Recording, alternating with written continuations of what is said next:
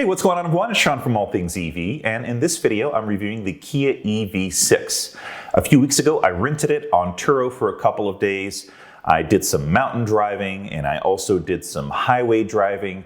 For this video though, I'm going to give my general impressions of it, its exterior design, interior design, performance, and I'm going to do a second video as well about its range as well as the charging experience, which is an interesting one, so make sure that you're subscribed. Leading up to this review, I really liked the look of the EV6. It was a head turner for me. Every time I saw one driving down the road, it was instantly identifiable. I could see it coming from a mile away, and it just has such a unique design. I think that the exterior designers knocked it out of the park in terms of making it an efficient EV, but also not making it look ugly. It's got a sleek, futuristic design that really appeals to, I think, a younger crowd. The proportions, I think, are really well done, unlike the Polestar 2 that I tested, where I found that the back third of the car was extremely stubby. In this case, the rear of the car was a little bit more elongated. It is a hatch, but it does look really good. The front of the car is also really good looking. It's wearing that new Kia badge. It has these really unique headlights that can be identified from far off. And in my personal opinion, it almost resembles or takes some cues from the Tesla Cybertruck. It's got some very angular features of the vehicle. You'll also notice that it's got several cameras around the vehicle. This is becoming a pretty common thing for automotive makers to install, and they do resemble Tesla's autopilot cameras, but they're not as advanced, in my personal opinion, and it seems like the primary function of these cameras is to give it that 360-degree view from above, which I'm not actually crazy about. Kia is using those cameras for another feature, which I'll mention a little bit later in the video. And if we're talking about the exterior design here, I've got to talk about the front trunk or the frunk. It's laughable. It's comical how small it is. It was almost like they designed the car and they realized that they forgot to put a front trunk in there, and they said, oh my God, let's just slap something in there to say that we have a front trunk. This thing probably fits some manuals, maybe a couple of bananas or a granola bar, but it's not that big. My biggest gripe about the exterior is that as I'm walking up to the car does not automatically unlock. This is something that I'm not used to, and I think it should be a function that is standard in every single vehicle, because what I'd have to do, especially if I had my hands full, is I'd have to kind of stop, put my stuff down, dig out the key fob, and manually unlock the car. I think that there are some higher trim features that do offer an automatic unlock, but still, I think that an automatic unlock should be a standard in 2022. Let's talk about the interior of the car and its design. I found it, as a taller individual, to be incredibly spacious, both in the driver's seat as well as in the second row. There's plenty of headroom, there's plenty of shoulder room. I never found myself struggling to get in and out of the car, so the hide right, to me, was just right. I spent the majority of the first day that I got the vehicle driving up to the top of Mount Evans, so it was a relatively long drive and a beautiful drive at that, into the mountains, and the seats were very comfy, and I didn't find the lack of breathability to be an issue like I do in the Model Y and the Model 3. I was very pleased with the comfort of the seats. As a tech-forward thinker, I was very pleased to see that there were tons of USB-C and 12-volt plugs in the vehicle, both in the front of the vehicle for driver and passenger, but also in the second row. And then there was also a 12-volt plug in the rear where the hatch was at. And for those individuals that like to camp in their EVs, I did lay down the second row and get back there and lay down.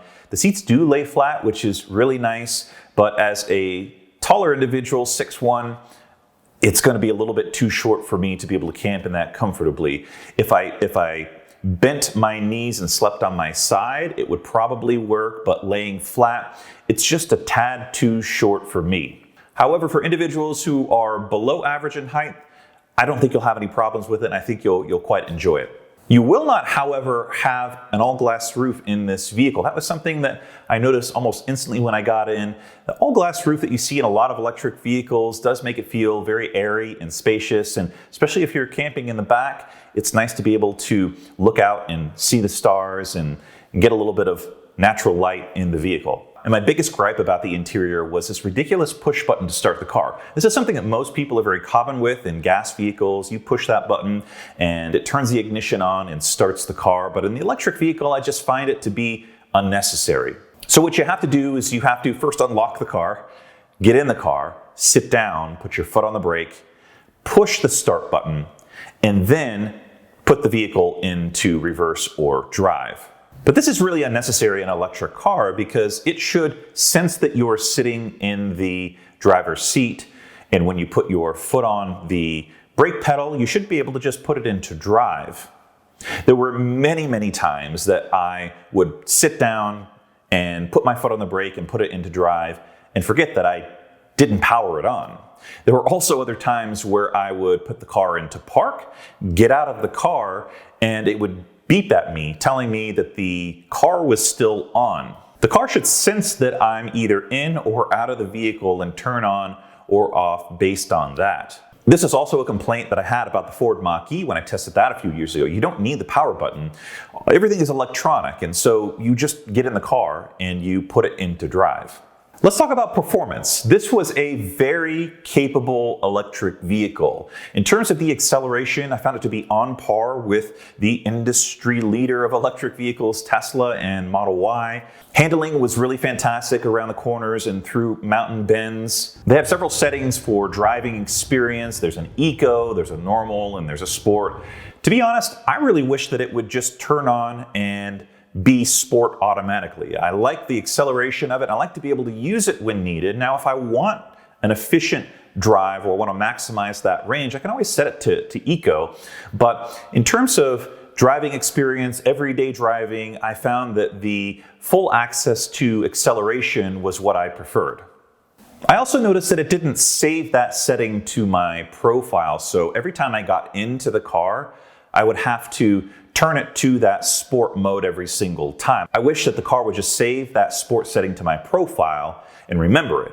I also noticed that the car was extremely quiet, even at highway speeds, and dare I say, even quieter than Tesla vehicles. I think that they knocked it out of the park with the cabin insulation, so it did a good job at insulating from the exterior sounds and the road highway noise. Even at highway speeds, it did a really great job. It was a very soothing and subtle experience. I would say that the road noise while driving is actually quieter in this vehicle than in the Tesla vehicles. A lot of you wanted to know about the driver assist features, and I did get a chance to test them pretty thoroughly. They work relatively well, but they're very disjointed. So the features are pretty standard for most vehicles. You've got a lane keep, you've got an automatic brake, you've got an auto steer, and they all worked pretty well. What was most annoying about the experience was that they're all individual settings that you have to turn on independently. It's not one button or one feature that turns them all on. I was most impressed with the auto steer feature. You could turn it on and it would stay in the lane, it would speed up and slow down, even around curves, but it didn't do any sort of lane change. It was a very dumbed down version, I think. And the last thing I'll mention about the driving experience is the little camera that pops up when you turn on the blinker. It's not necessarily an advanced feature, I just thought it was interesting. It was actually the first time that I had seen sort of a blind spot camera pop up on a non-Tesla vehicle. I thought it was a very nice way to utilize those cameras that are on the exterior of the vehicle for that 360-degree view. They could take it a step further and actually do a Sentry mode or a gear guard like Tesla and Rivian do, and I think that it would add another feature to be able to leverage those cameras. All right, let's talk about the software experience, and I've saved the best for last. And when I say best, I mean it was utterly atrocious. It was an afterthought where they put a lot of thought. You could tell that they really thought well about everything else about the vehicle. The software just seemed like something that was pulled from a year 2000 Kia vehicle and put into an electric car. It was slow, it was laggy, it was disjointed. It was the thing that really made me dislike the vehicle when almost everything else about the vehicle I really, really liked. A lot of the features that I was looking for were buried or in multiple places when it seemed like maybe they could have combined some sections of the software to make it a little bit easier to review the electric vehicle portions of the car. The maps were from the year 2000. Now I can plug in my phone and get CarPlay, but it doesn't give you the full experience that I think you should have when utilizing the software that is developed by the automaker. I think this is really the most pure experience when you can use the software that the automaker has provided. One of the most important reasons for using the home-baked automotive software is the charging experience on road trips. If I tell the car I want to go to New York City, it should be able to map out along the way which chargers to stop at and how long to charge. It doesn't do that. It just maps it out from where I'm at to where I tell it to go and hopes that I find charging stations along the way. The best in-car software experience that I've tested from a non-Tesla automaker is Polestar 2. In my personal opinion, Kia is 5 to 10 years away from that Polestar 2 experience.